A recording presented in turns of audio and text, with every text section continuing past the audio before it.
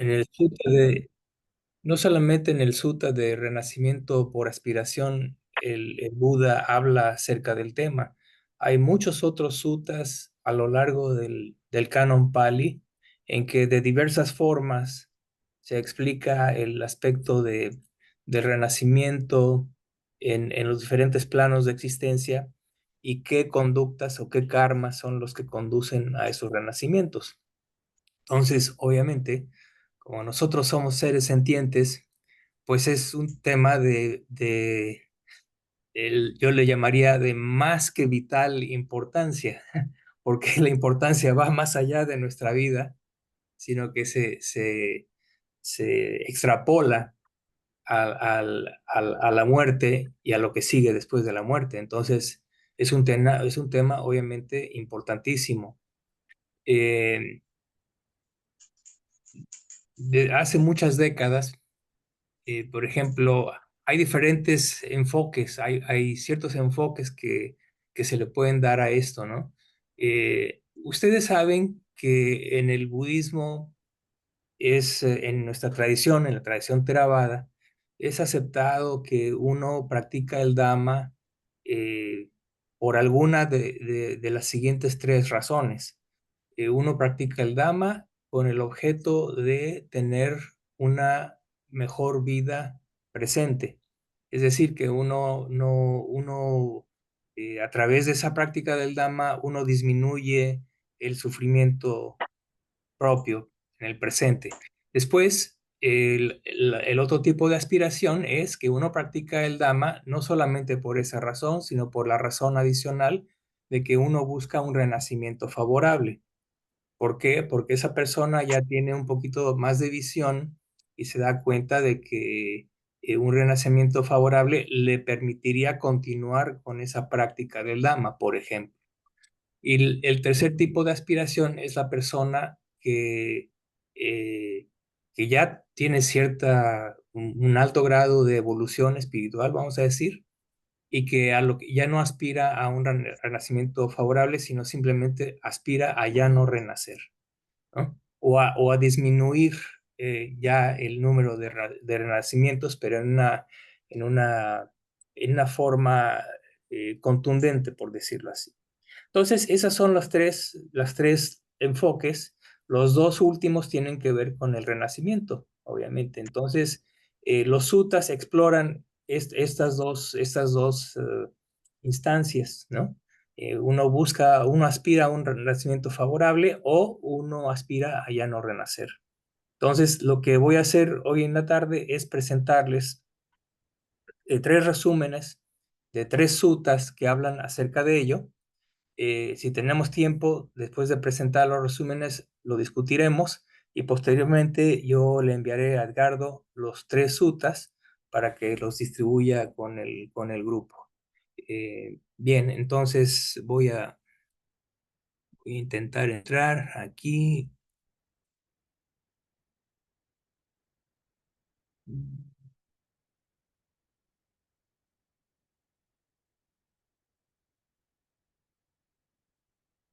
y creo que estamos.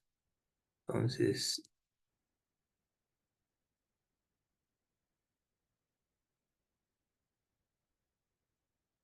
bien. El primer sutta es un sutta del Anguttara Nikaya.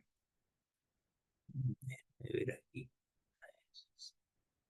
Anguttara Nikaya 836, libro de los ochos.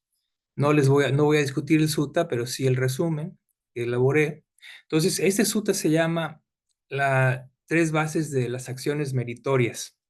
Eh, Esas son, podríamos decir, las bases mínimas que se tendrían que cubrir para lograr un renacimiento óptimo.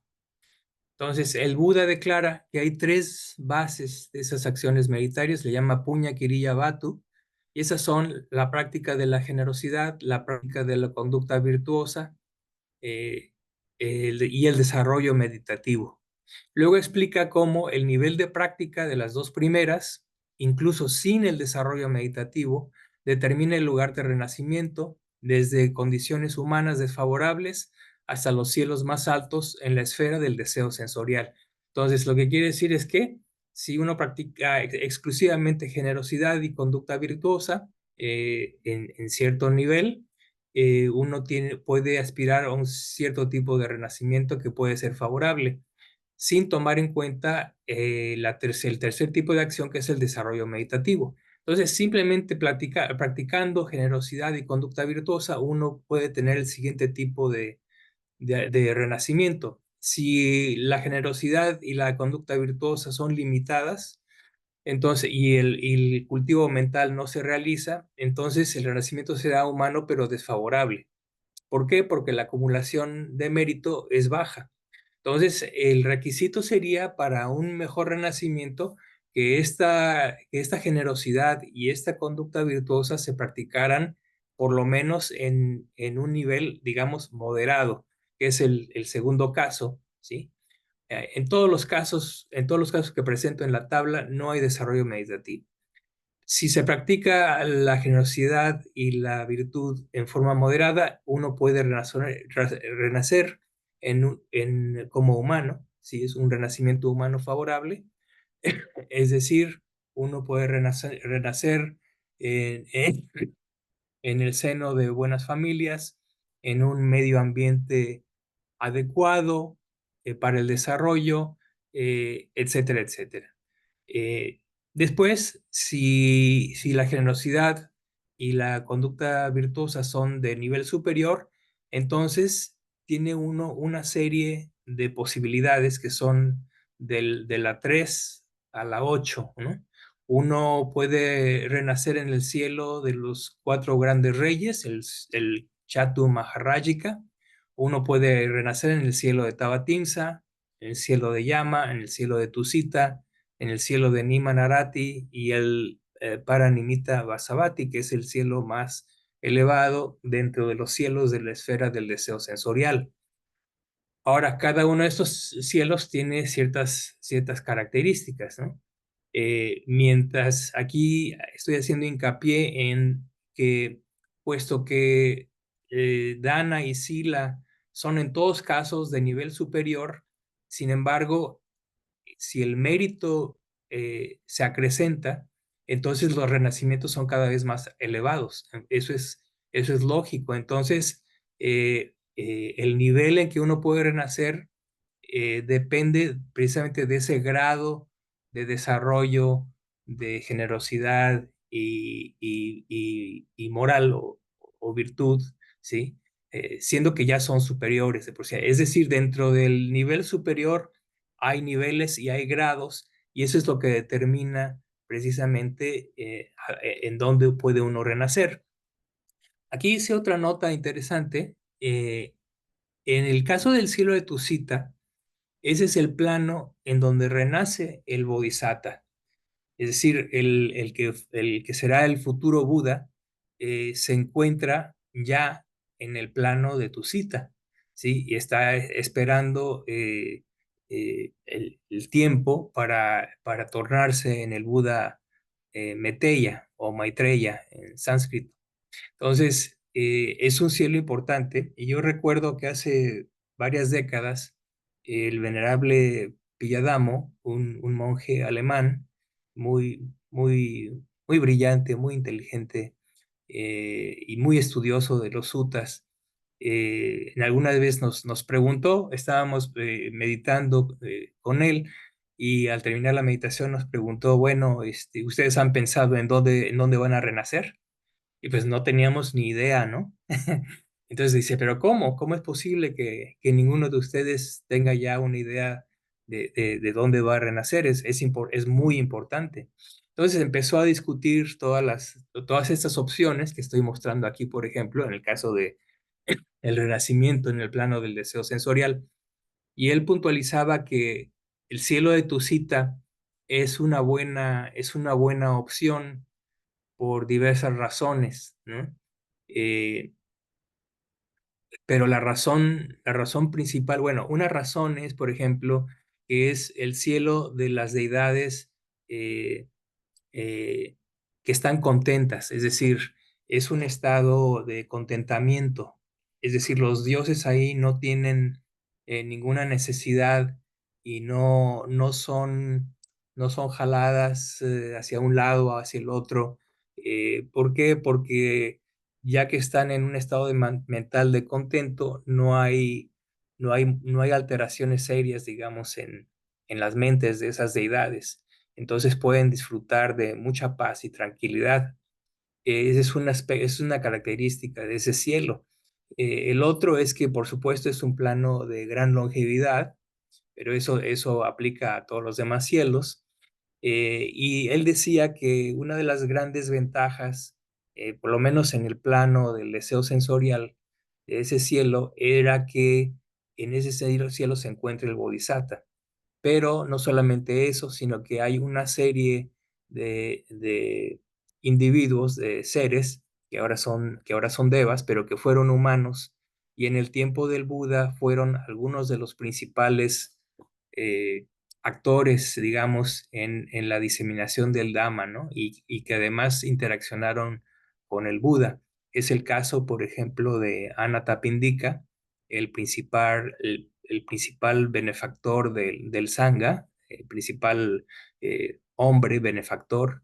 Después está la señora Visakha, que fue la principal benefactora del Sangha también en el tiempo del Buda. Entonces ambos murieron como sotapanas, como aquellos que entraron en la corriente y entonces han renacido en el cielo de Tusita. Entonces, si uno renace en ese cielo, es casi, bueno, es casi garantizado que uno podrá interaccionar con esos seres, ¿no? Que ya son nobles en sí, ¿no? Y ni hablar del Bodhisattva, ¿no?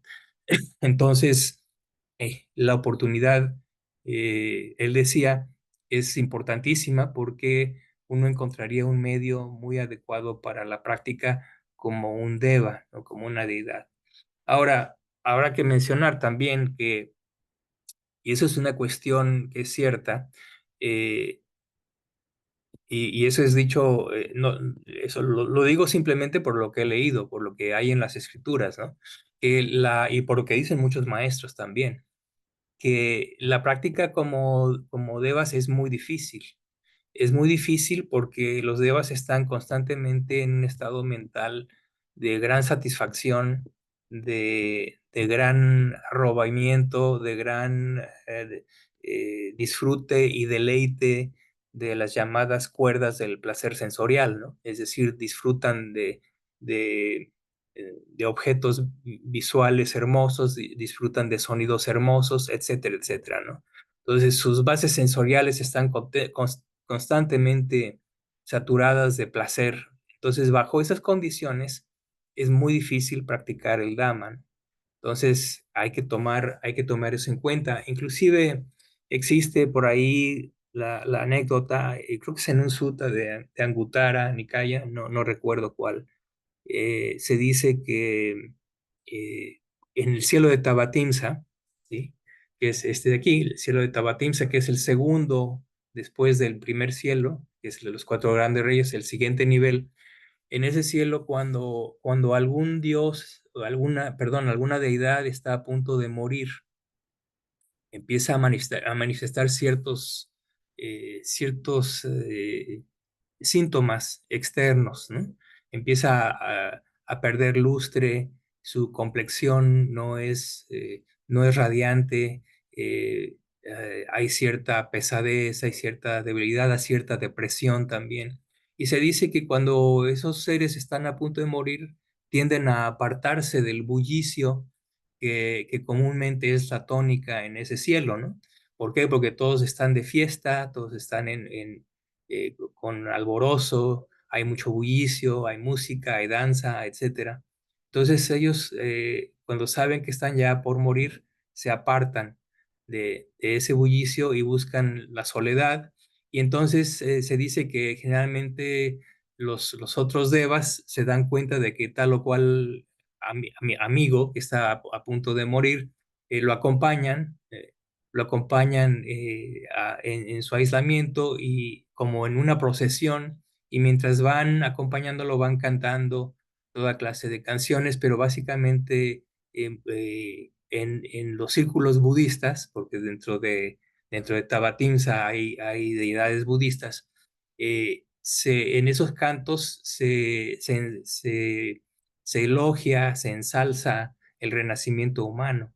Entonces se le dice al Dios que ellos desean que ojalá tenga un renacimiento entre los humanos para que pueda practicar el Dhamma, precisamente, ¿no? Entonces eso da una idea precisamente de la situación de un renacimiento celestial, ¿no? Porque uno se puede preguntar, bueno, ¿y por qué no le piden que renazca otra vez en el cielo de Tabatinsa o en un cielo más elevado, ¿no? No, ellos ya de entrada le dicen que un renacimiento humano es mejor para la práctica. ¿Por qué? Porque en el plano humano hay, por decirlo así, un cierto balance entre placer y sufrimiento, ¿no? Entonces, puede darse un balance óptimo, ¿sí? Hay suficiente sufrimiento para motivarse a practicar y hay suficiente placer para no estar completamente sometido a un estado de sufrimiento todo el tiempo, ¿no? Entonces, esa es la ventaja del renacimiento humano. Ahora bien, eh, en todos los casos, es interesante porque en todos estos tipos de renacimiento no es necesario el desarrollo meditativo, lo que indica que incluso la generosidad y la virtud sostenidas pueden producir renacimientos celestiales, ¿no? Ahora ustedes se imaginarán que si además de la generosidad y la virtud se practica la meditación, se desarrolla la mente, entonces la calidad de esos renacimientos puede ser mayor o inclusive puede trascender el plano del deseo sensorial y ese individuo puede renacer en el plano de la materia sutil o en el plano inmaterial. Ah, ahora, la otra cuestión es que cuanto mayor sea el mérito en Dana y Sila, más elevado será el plano de renacimiento, aún sin el cultivo mental, ¿no? Entonces, eso ya lo habíamos mencionado. Eh, Cada joven deva mencionado en el sutta, como Suyama, Santusita, Sunimita, Evasavati, supera a los demás devas de su plano. Es decir, se dice que estos son los devas que presiden los planos celestiales, ¿no?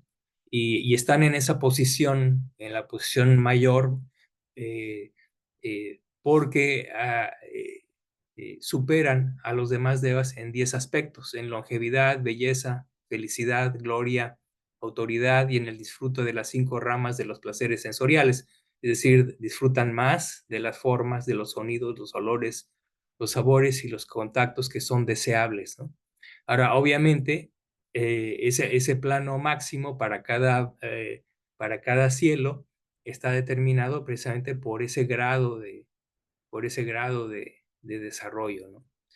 Eh, y es importante notar que además de los 3 tipos de base de acción meritoria, estas bases se pueden expandir a 10 bases de acción meritoria, las llamadas Dasa Kiriyavatu. O sea, no solamente es una cuestión de Dana, Sila y Bhavana. Sí, estas son las básicas, son las bases meritorias básicas, pero lo que da lugar al refinamiento son las siguientes siete bases, que son apachayana, que son el respeto, reverencia y deferencia hacia personas dignas de honor.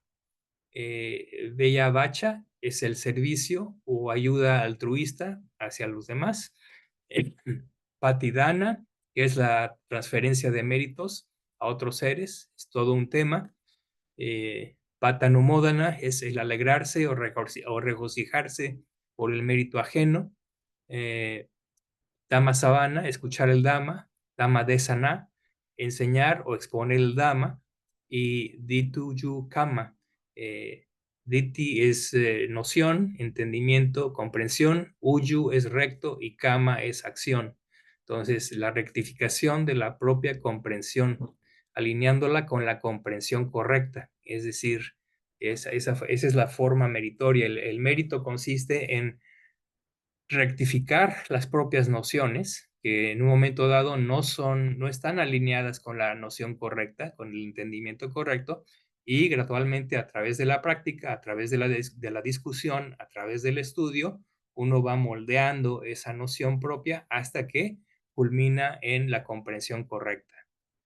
Entonces, pero todas estas son bases meritorias eh, son bases meritorias de la acción. Entonces, también podemos entender cómo la gradación en los niveles de renacimiento, por lo menos en el plano del deseo sensorial, pues no solamente son basadas en las primeras tres cualidades, sino que hay otras coadyuvantes, ¿sí? Que también dan variedad y por eso los cielos son muy variados también en características, ¿no?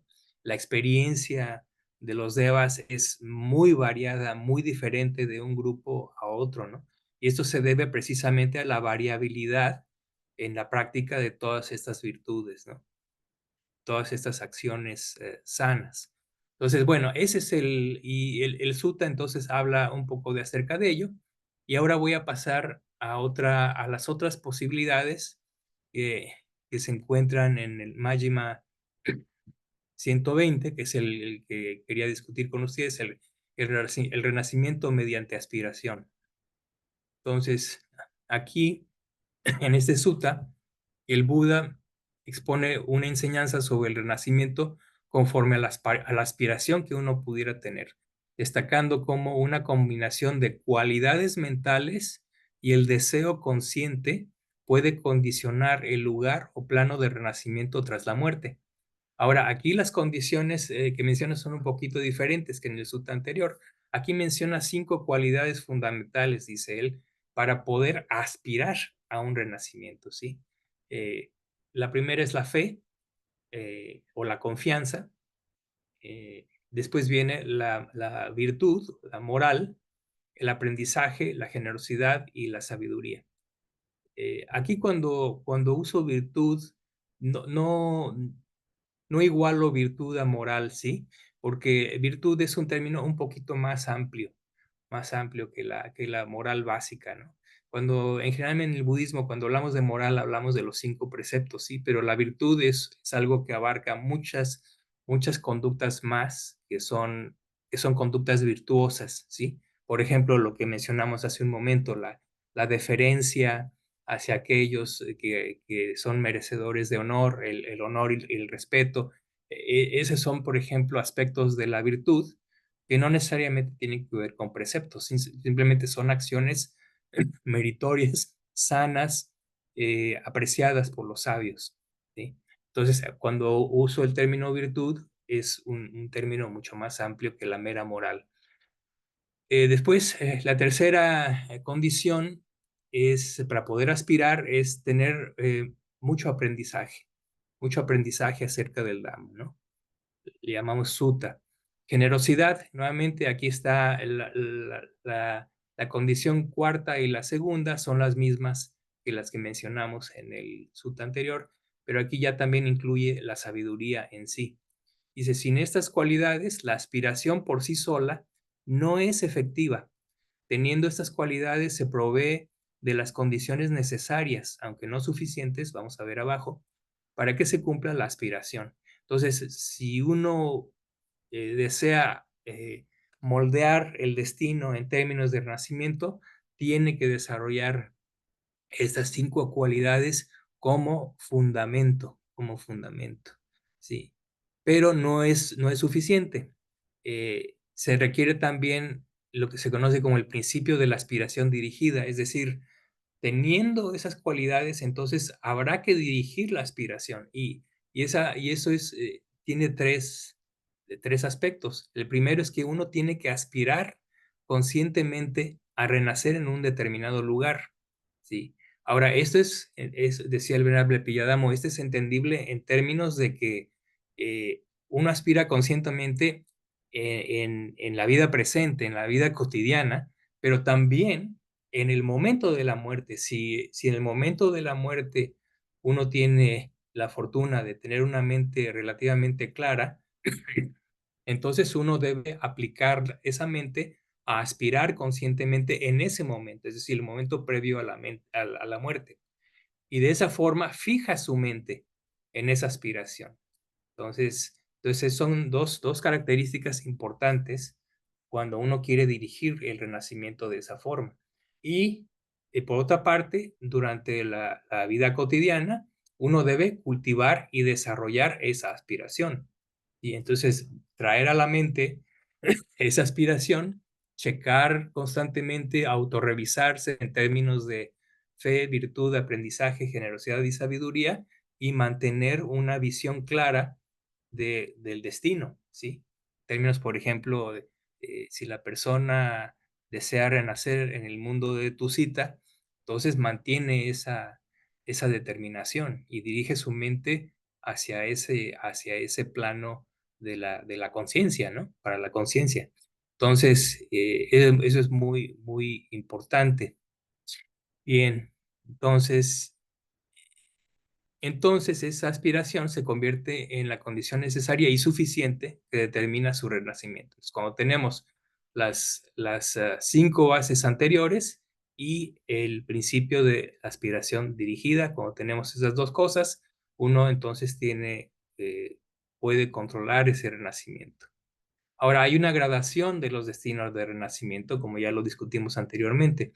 El texto presenta una gradación ascendente de destinos de renacimiento posibles según la aspiración del practicante, que puede abarcar inicialmente los planos humanos privilegiados, es decir, en compañía de nobles, brahmanes, bueno, usando el término del sutta, ¿no? Jefes de familia acomodados, podemos decir que en buenas familias o en familias pudientes, en situaciones que son favorables para obtener los requisitos fundamentales para la vida. Eso es lo que quiere decir, ¿no? Pero también uno puede aspirar a planos celestiales del reino del deseo sensorial, los cuales ya discutimos anteriormente. Ahí está los 4 grandes reyes, el cielo de los 33 o Tabatimsa, cielo de llama, el de Tusita, el cielo de Nimanarati y Paranimita Vasavati. El cielo de Nimanarati es el cielo de los deidades, los devas creadores, que se deleitan en sus creaciones. Es decir, ellos en particular obtienen su goce a través de la creación. Es decir, son, vamos a decirlo así, netamente artistas, ¿no? Se regocijan en eso, pero lo que hay que mencionar es que su capacidad creativa no es como la humana, es una capacidad superlativa, y las variantes y las dimensiones en las que pueden ellos crear son inconcebibles desde el punto de vista humano, ¿no? Es un potencial muy, muy desarrollado. Y el cielo de Paranimita Vasavati, que es el cielo que está presidido por Mara, es el cielo de aquellos seres que controlan, que ejercen control sobre las creaciones de otros, ¿sí? Entonces es el cielo más alto dentro del deseo sensorial, del plano del deseo sensorial.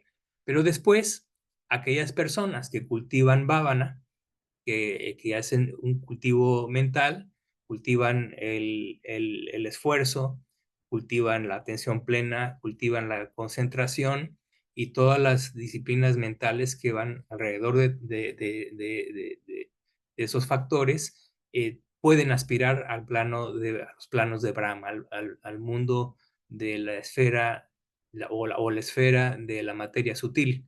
Y ahí, por ejemplo, en el nivel de la primera llana, dependiendo del nivel, aquí digo 3 niveles, es decir, el nivel de dominio bajo, de dominio de medio y de dominio superlativo, ¿no? En el grado en que se domine esa primera llana va a determinar ese renacimiento, y así puede uno renacer, según las descripciones, como un Brahma de los 1000. De los 1000 aquí se refiere a que la mente de ese Brahma abarca, comprende y permea mil mundos. O el siguiente nivel más alto es un Brahma de los 2000, de los 5000 hasta 100.000 mundos, ¿sí? el grado más elevado.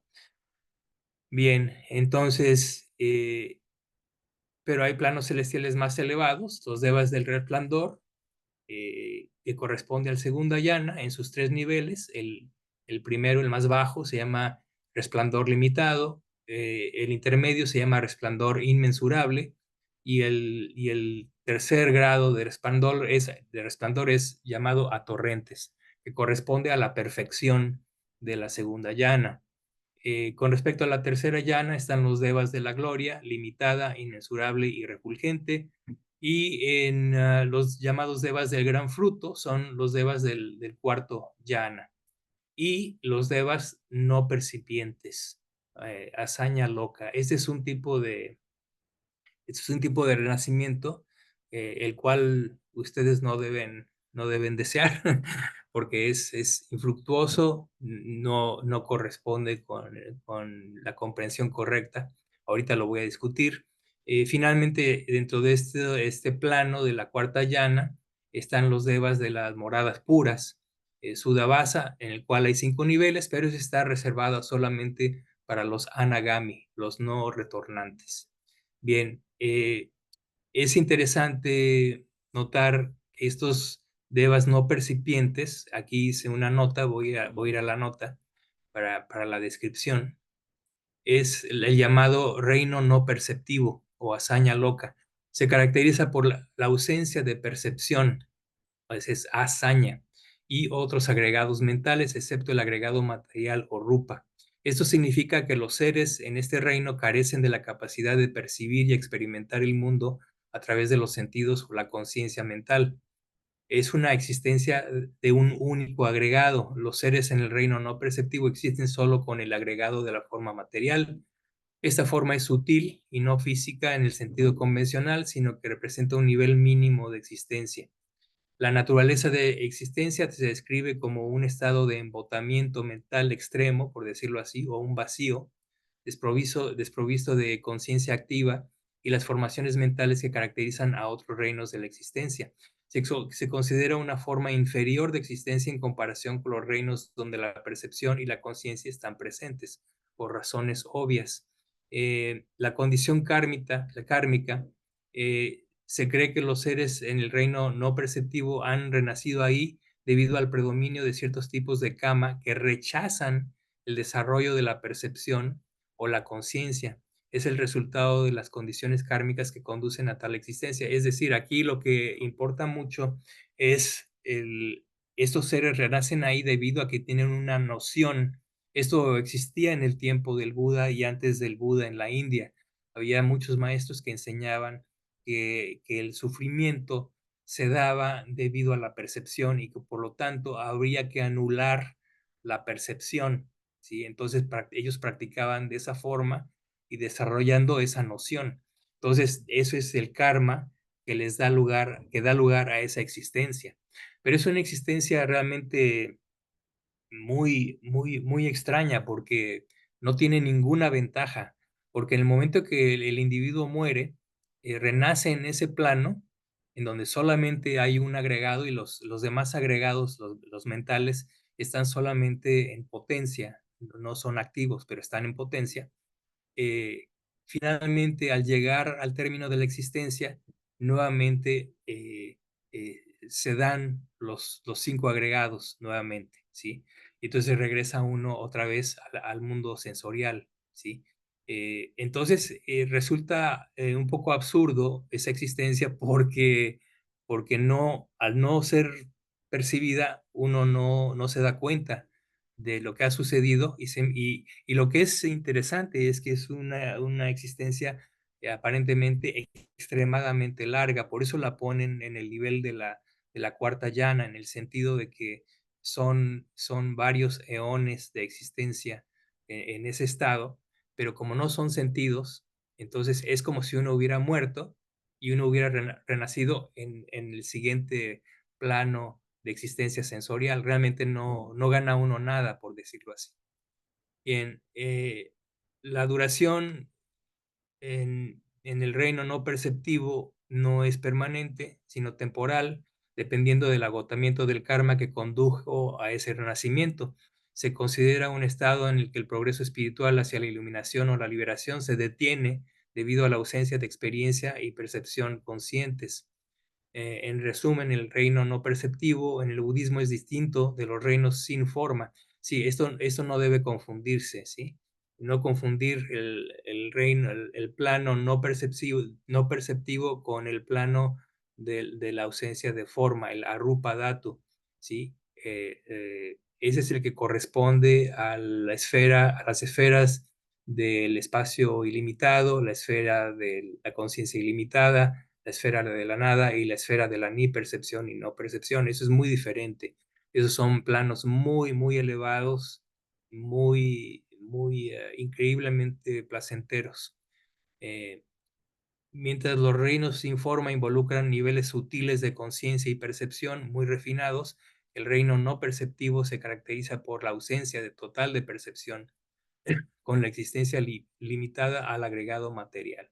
Bueno, entonces esa fue la nota respecto a ese tipo de existencia. Es interesante, es una cuestión interesante. Finalmente, los planos celestiales más elevados, perdón, los inmateriales, que están por encima del cuarto yana en términos de duración. Esos planos inmateriales ya lo mencioné, la base del espacio ilimitado, la base de la conciencia ilimitada, la base de la nada, la base de ni percepción ni no percepción. Entonces uno también puede aspirar a estos planos, ¿sí? Si se cumplen los 5 bases o los 5 requisitos antes mencionados, y por supuesto, estos sí ya requieren de un desarrollo cultivo mental, bhavana. Y por supuesto, el Buda dice, que la aspiración suprema es la liberación final. Entonces, la aspiración más elevada no es un renacimiento, sino la realización del nirvana. Y se dice en la frase estándar en el canon, o que pueda mediante el conocimiento directo aquí y ahora entrar y permanecer en la liberación de la mente mediante la sabiduría. Ese bhikkhu, dice el Buda, al alcanzar el estado de arahant, no renace en ningún lugar. Entonces, esa sería la culminación de la aspiración suprema, ¿no? Entonces, pero también esa aspiración se da a través de la misma base que para las otras, que son la fe, la virtud, el aprendizaje, la generosidad y la sabiduría, por supuesto. Entonces, es muy interesante porque eh, mm, es algo que uno tiene que aclarar, por decirlo así, ¿no? Eh, Dentro de uno mismo, ¿no? A qué aspiración eh, tendría uno, ¿no? Hacia un renacimiento o finalmente hacia el no renacimiento. Es interesante porque yo recuerdo hace muchos años, probablemente un par de décadas, fui a un retiro dirigido por el venerable Viradamo, que es el abad en el monasterio Tisarana, en Ontario, Canadá. Y él en ese retiro, básicamente todo el retiro habló acerca de la posibilidad de lograr la iluminación en el momento de la muerte. Entonces, nos animaba mucho porque decía, bueno, ustedes aquí están haciendo esfuerzo meditativo, eh, han practicado generosidad, están establecidos en la virtud, entonces están haciendo esfuerzo. Y muchas veces a lo largo de la vida, como budistas, hacemos la práctica, hacemos el esfuerzo, pero no hay progreso. Entonces decía, no deben desanimarse si sienten que no hay mucho progreso, porque tienen una grandísima oportunidad en el momento de la muerte. O sea, en el momento de la muerte ustedes pueden hacer una aspiración correcta y pudieran lograr, por ejemplo, días y frutos, es decir, grados de iluminación. ¿Sí? Entonces esa es una noción muy, muy importante, ¿no? Y contrasta un poquito con lo que decía el otro monje, ¿no? Que bueno, si uno aspira a un cielo, pues tu cita es un buen lugar. Bueno, por supuesto, los cielos de Brahma también y los más altos también, por supuesto, ¿no? Pero sería más pertinente para un meditador serio aspirar a ya no renacer, eso sería lo ideal, y simplemente tener como plan B, por llamarlo así, si uno no lo logra, entonces por lo menos ya tenía uno una cierta idea, una cierta aspiración a renacer, a renacer en cierto plano celestial, ¿no? Bien, aquí el título del sutta es Sankarupapati, que se interpreta aquí como renacimiento condicionado por formaciones o como reaparición mediante aspiración. Es solamente una discusión acerca del título. Pero bien, otras cosas importantes, esta enseñanza no afirma la existencia de un yo que transmigra o que renace, sino que alude a la reaparición de los agregados condicionados por causas mentales. Eh, la importancia doctrinal es que vincula la doctrina del karma con la voluntad consciente. Muestra una forma de dirección kármica mediante el cultivo de cualidades y de aspiración, y presenta una alternativa al renacimiento meramente automático, que es el de la mayoría de las gentes en el mundo, ¿no? Contrastándose con el renacimiento como resultado de aspiración dirigida y cultivada. Bien, entonces eso es por lo que respecta a este resumen. Ahora voy a pasar a, a uno de los suttas que creo yo es de los más importantes en el canon, que es el consejo a Anathapindika. Este sutta se da cuando Anathapindika está a punto de morir y entonces manda a llamar al venerable eh, Sariputta, que era amigo suyo, eh, y entonces Sariputta asiste junto con Ananda para, para animar a Anathapindika en el momento de su muerte. Entonces, vamos a ver, este es un sutta que básicamente es un entrenamiento para el desapego y la liberación de la conciencia en el momento de la muerte. Y dice así, en un importante pasaje del Majjhima Nikaya 143, el Buda exhorta, o más bien, no es el Buda, es Sariputta, el, el Sariputta. Exhorta al jefe de familia anatómica a entrenarse en el desapego profundo. El núcleo del entrenamiento consiste en no aferrarse a ningún fenómeno de la experiencia sensorial, mental o incluso espiritual. Este desapego radical debe entenderse desde los órganos de los sentidos hasta los planos más sutiles de la existencia, incluyendo los elementos materiales, los agregados, las bases inmateriales y las concepciones del mundo. El objetivo es que la conciencia no dependa de nada, logrando así su liberación del sufrimiento. ¿Sí? Entonces es una estrategia radical. El discurso presenta una estructura sistemática que recorre progresivamente todos estos aspectos que acabamos de mencionar, pero lo hace en forma sistemática. Entonces, primero aborda las 6 bases internas, es decir, los órganos sensoriales. Entonces, Sariputta le dice a Anathapindika, no te apegues al ojo, no te apegues al oído, no te pegues a la nariz, no te pegues a la lengua, no te apegues al cuerpo, no te apegues a la mente. Después pasa a las bases externas, es decir, los correspondientes objetos, los objetos visibles. No te apegues a los objetos visibles, no te apegues a los objetos auditivos, etcétera, etcétera. Luego pasa a las correspondientes conciencias sensoriales, los 6 contactos, las 6 sensaciones, los 6 elementos, los 5 agregados, las 4 bases de absorción inmaterial, es decir, las bases del espacio ilimitado, del espacio de la conciencia ilimitada, de la nada, de la, de la base de la ni percepción ni no percepción, no apegarse a ellas, y también no solamente el aspecto de no apegarse, sino verlas como transitorias, como dukkha, ¿sí? Con sufrimiento inherente e impersonales, o no yo. Entonces, esa es la forma de ver todas estas categorías, ¿no? Después también no establecerse en la dualidad de mundos, en el mundo presente y en el más allá, es decir, no apegarse al mundo presente, a cuestiones del mundo presente y no apegarse a lo que sería un potencial renacimiento. Y después, finalmente, no apegarse al campo completo de la cognición. Es todo aquello que pudiera ser aprehendido por la mente en el momento en que uno está muriendo, ahí uno tiene que soltar completamente, no fijarse, no adherirse a nada, ya sea físico o mental. Entonces, esa es la estrategia. Ahora, los ámbitos, aquí simplemente estoy expandiendo un poquito entre los ámbitos del desapego, las diferentes categorías que ya mencioné y qué es lo que quieren decir. Los ejemplos concretos, las bases internas, ya lo mencioné. Bases externas, también lo mencioné. Los tipos de conciencia, se refiere a la conciencia visual, conciencia auditiva, conciencia olfativa, gustativa, corporal y mental.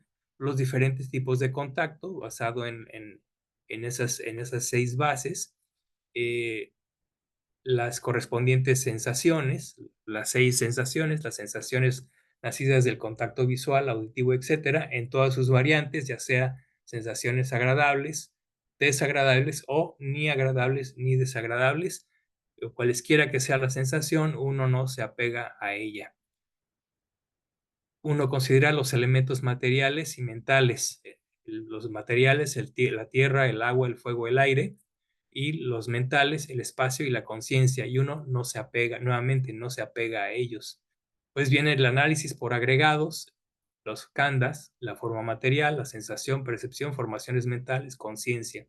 Se ve también de la misma forma las bases inmateriales, ya lo mencionamos, los mundos y los diferentes campos de cognición mental, lo visto, todo lo visto, lo oído, lo sentido, lo cognoscible, lo encontrado, lo buscado y lo examinado por la mente, uno no debe adherirse a ello, no debe uno apegarse a ello, debe uno desprenderse de ello.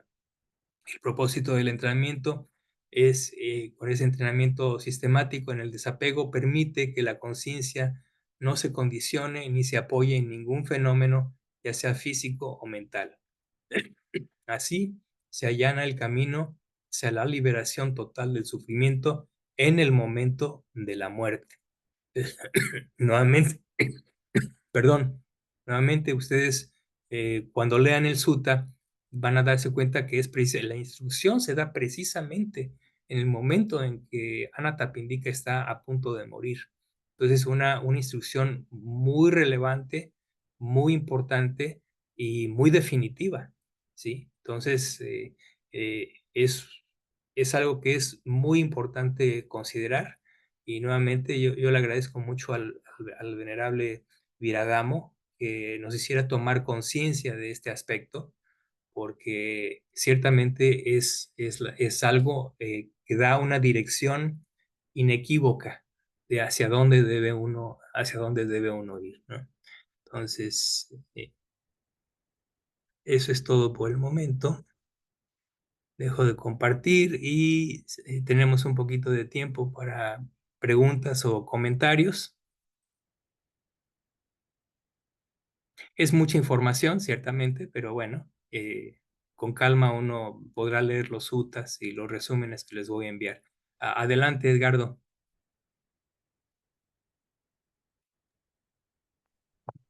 Bueno, Miguel, muchísimas gracias. Sí, es un mundo de información, ¿no? Pero Es muy, muy comprimido también, o sea, es que pero es un panorama bastante, digamos que esclarecedor en muchos aspectos. Ahora, tengo una pregunta, Miguel.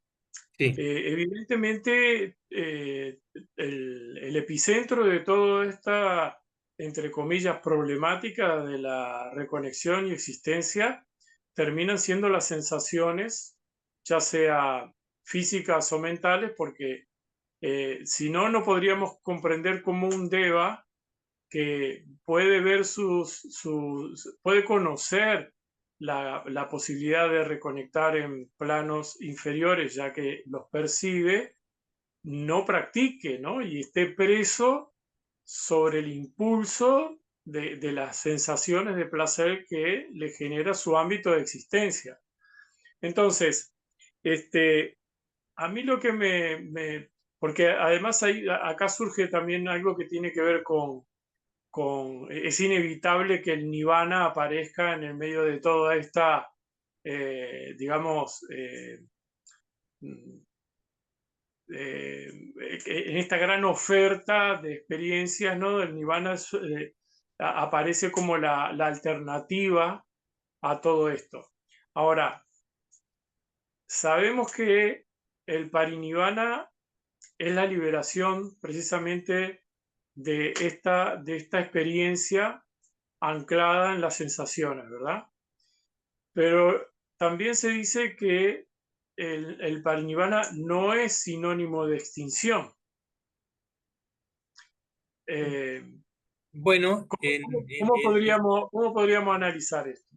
bueno, nirvana, precisamente, creo que la mejor traducción de nirvana es precisamente extinción, en el sentido, en el sentido de una vela cuya flama se extingue porque las condiciones de soporte ya no permiten que continúe como flama, es decir, ya sea que el pabilo se agote o la cera se agote o el oxígeno se agote, cualquiera de estas cosas, cuando se agotan, causan esa extinción de la flama. Igual, en el caso de la conciencia, cuando las corrupciones se han extinguido, entonces se extingue la existencia condicionada. Y eso es nirvana. Ahora, no debe ser interpretada como esa noción eh, de la nada o la destrucción total. ¿Por qué? Porque esas son concepciones, son conceptos en el ámbito de lo condicionado.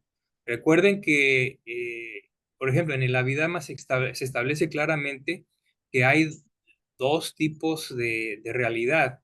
Una realidad es la condicionada y hay la otra que es la no condicionada. Dentro de la realidad condicionada hay forma material, conciencia y los llamados factores mentales o concomitantes de la conciencia, ¿no? Entonces, en el mundo condicionado, esas cosas están revolviéndose entre sí, ¿sí? Pero el aspecto, y todo eso es condicionado. Está sujeto, es decir, otra forma de decirlo, está sujeto al surgimiento y al cese constante.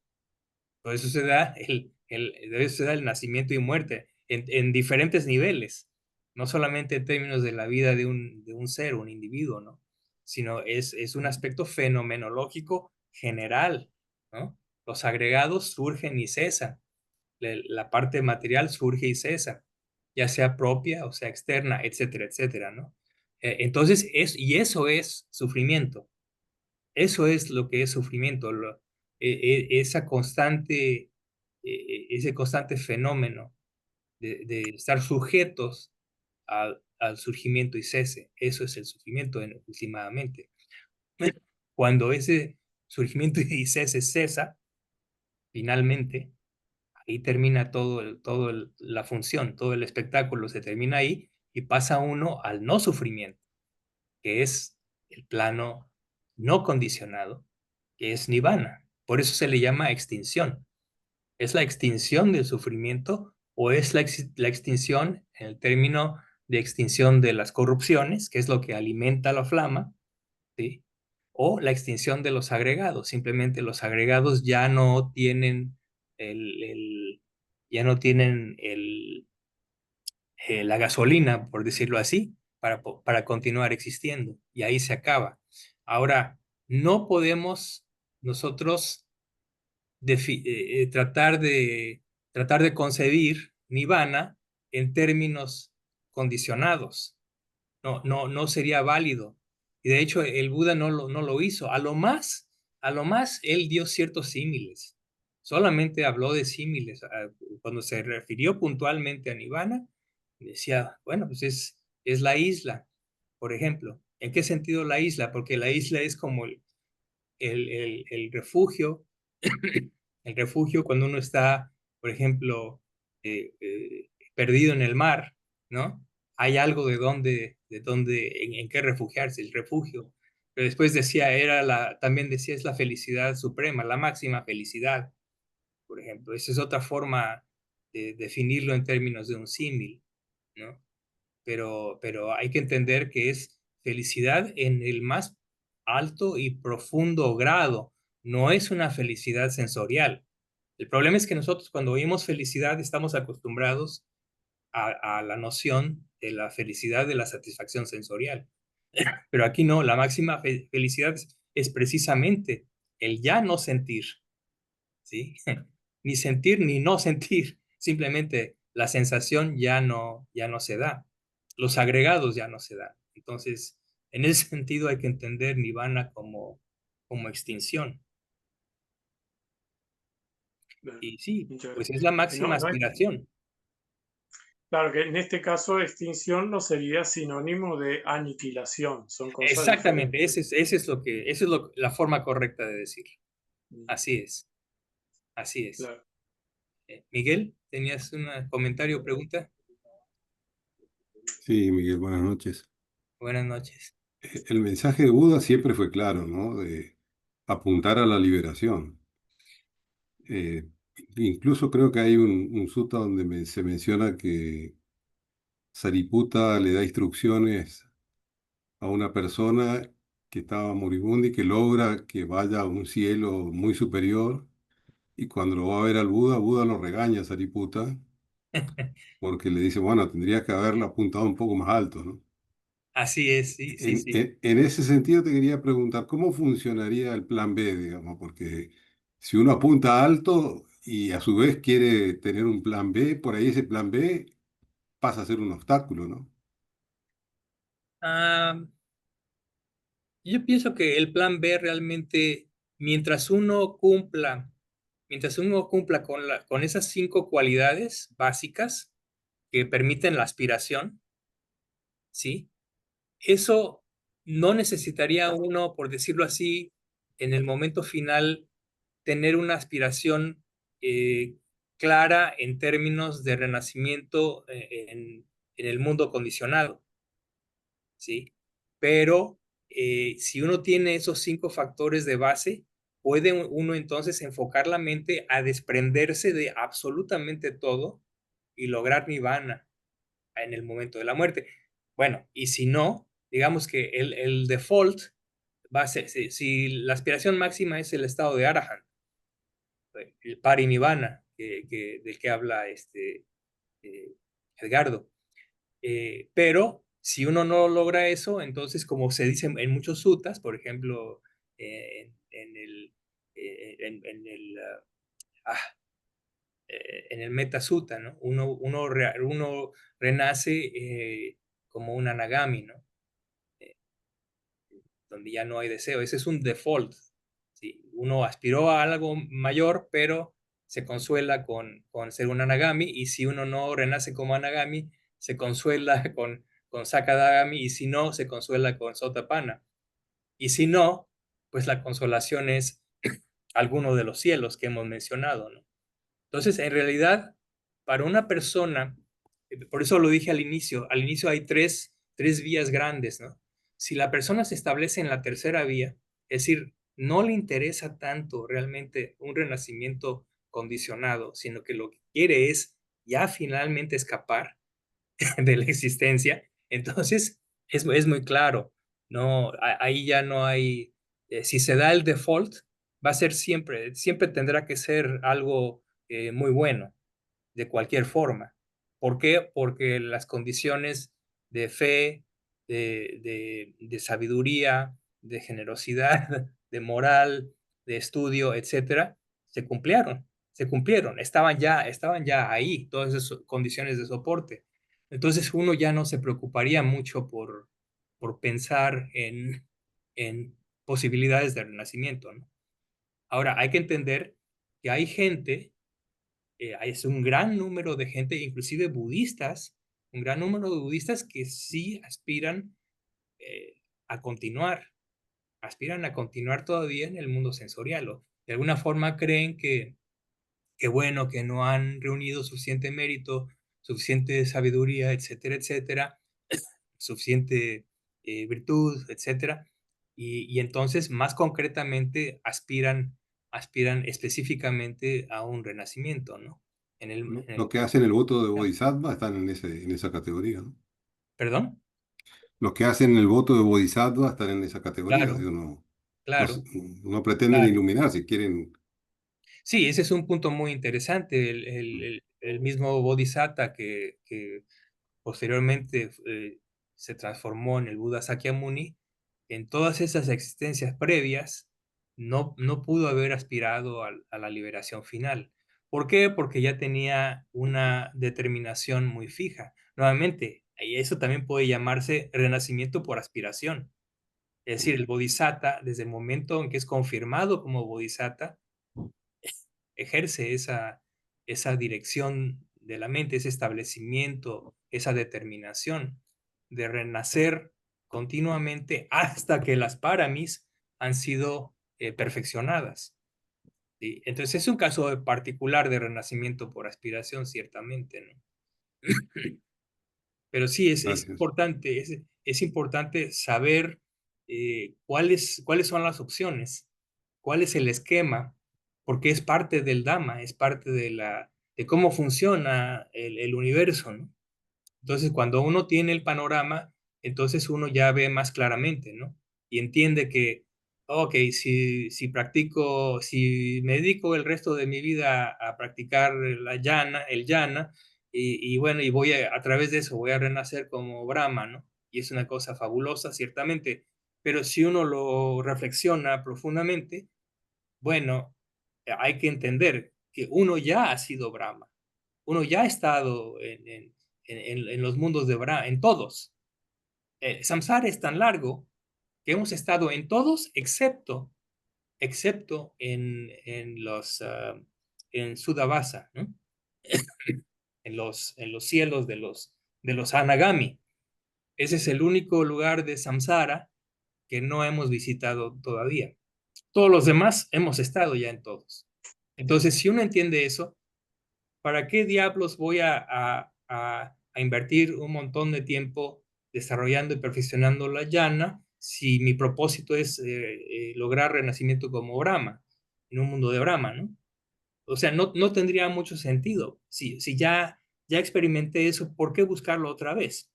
Es decir, como decimos en México, otra vez arroz, ¿no? Comemos arroz todo el día en México y al día siguiente vamos y nos dan más arroz. Ya, ¿para qué quiero más arroz? ¿No? Entonces, todo depende del entendimiento de la persona. Tiene que ver mucho con el entendimiento correcto, ¿no? Con la comprensión correcta, ¿no? Del Dhamma, de dónde, otra vez, Yoniso Manasikara. ¿Cómo dirigir la mente? Esto es crucial, esto es acerca de la dirección de la mente, es Yoniso Manasikara. Por eso dice que Yoniso Manasikara es una de las dos condiciones conducentes a la liberación.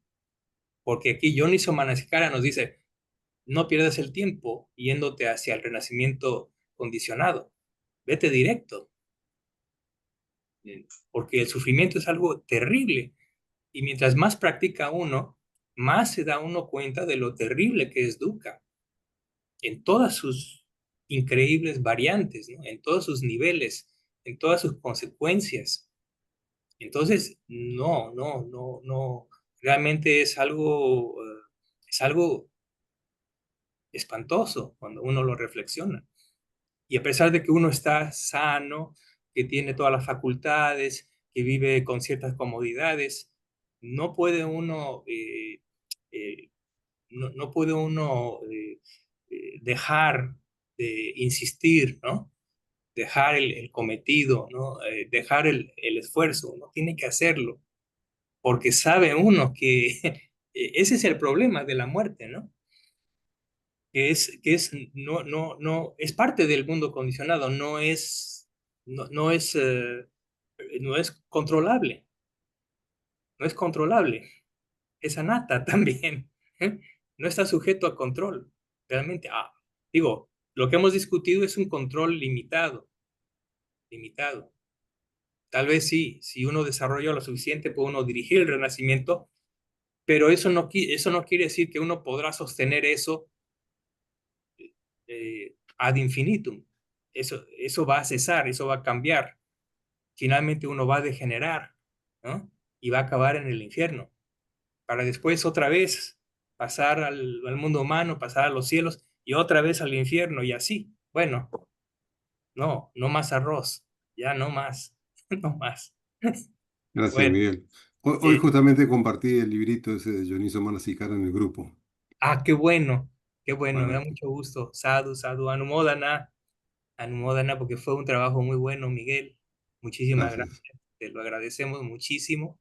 Es una obra muy importante, muy, muy, muy importante, y como lo mencioné anteriormente, desgraciadamente no es un tema muy discutido, no muy discutido en círculos budistas cuando es tan esencial, ¿no? Tan esencial. Entonces, bueno, eso representa un avance para nosotros como grupo, y te agradecemos mucho, Miguel. Y bueno, con esto, sí, Carolina, adelante. Solo agradecerte por esta clase que diste que, bueno, me deja muy poco clara en muchos sentidos, pero apunta a algo que me parece muy importante cuando uno está iniciando este sendero, que es definir una intención o entender que eso es parte del trabajo, ¿no?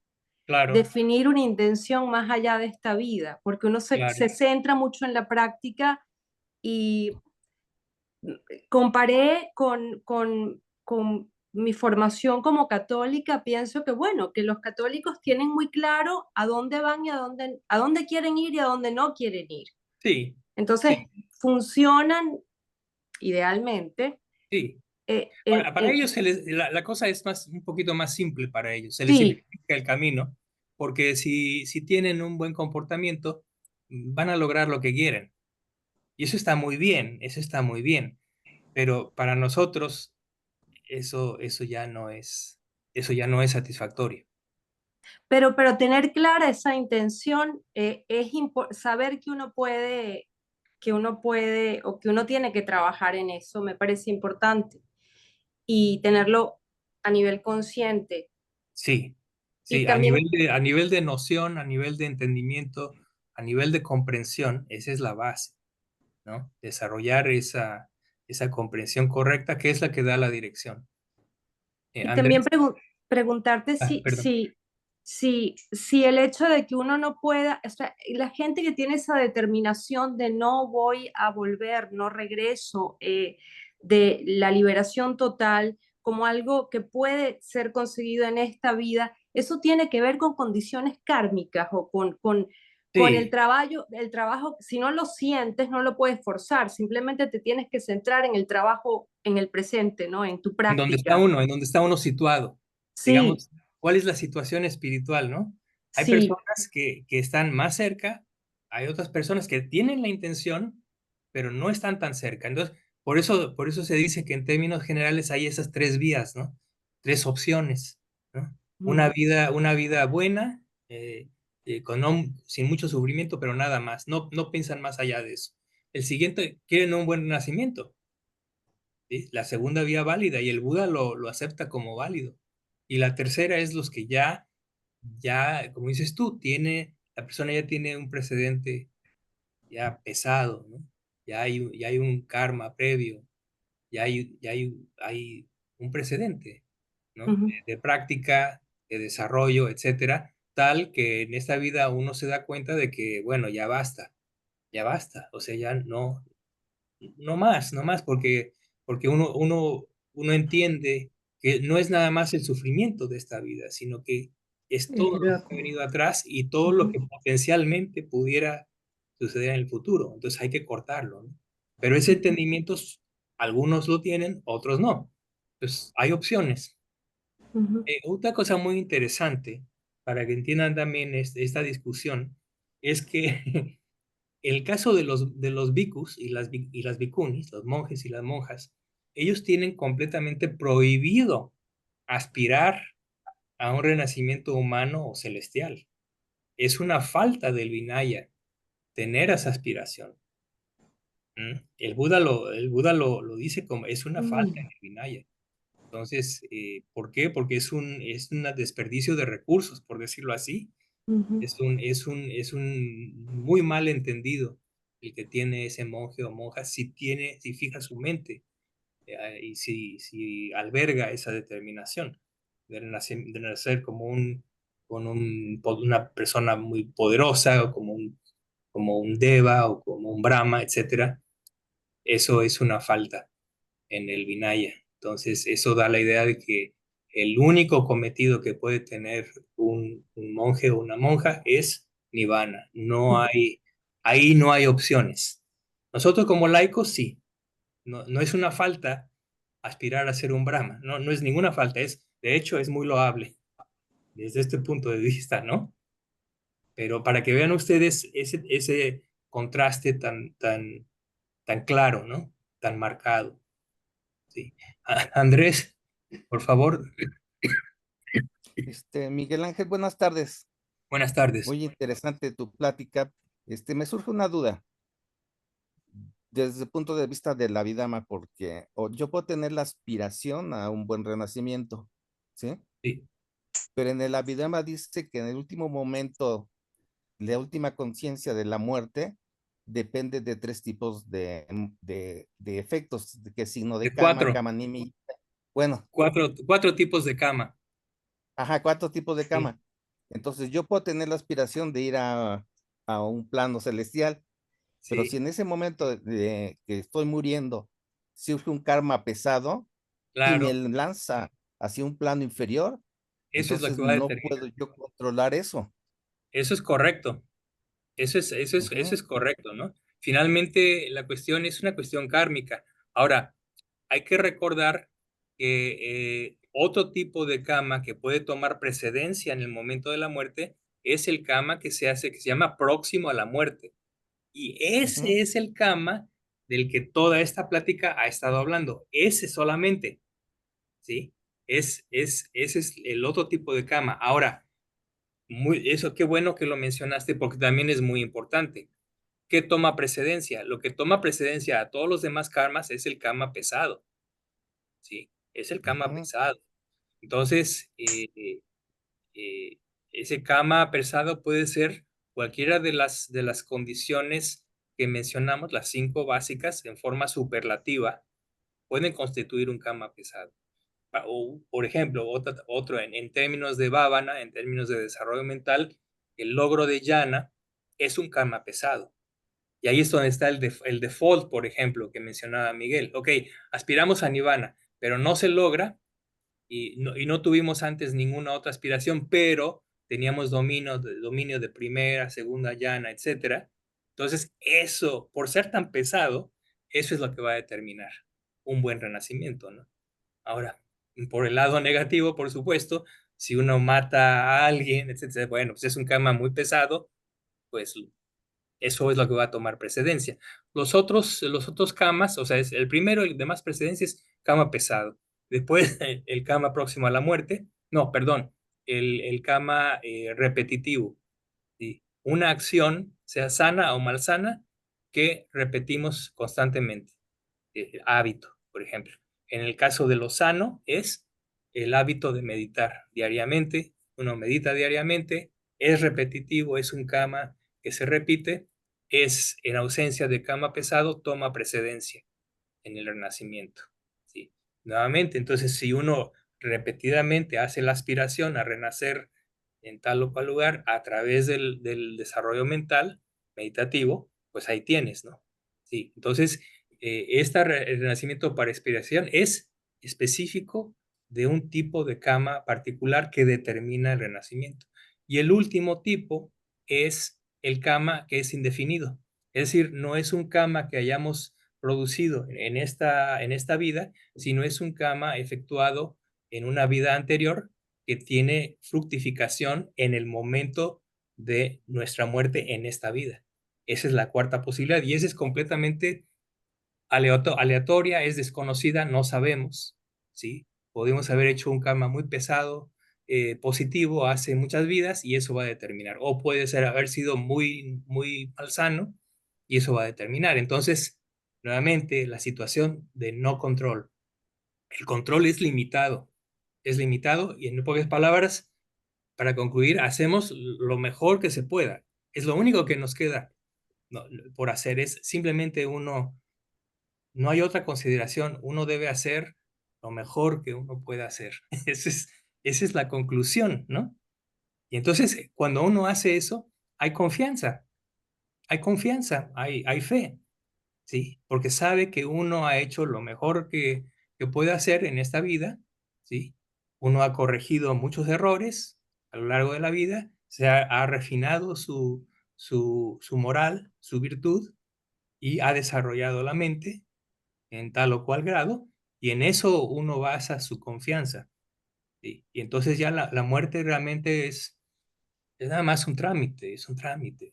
Y ya, y eso es todo. No hay que preocuparse mucho. Oye, Simplemente es. Miguel, Ujú, sí, ¿y qué opinas? Porque yo he leído en algunas historias que, por ejemplo, cuando estás tú muriendo, puedes ver el plano, bueno, no puedes, como que puedes de alguna manera saber en qué plano vas a reencarnar.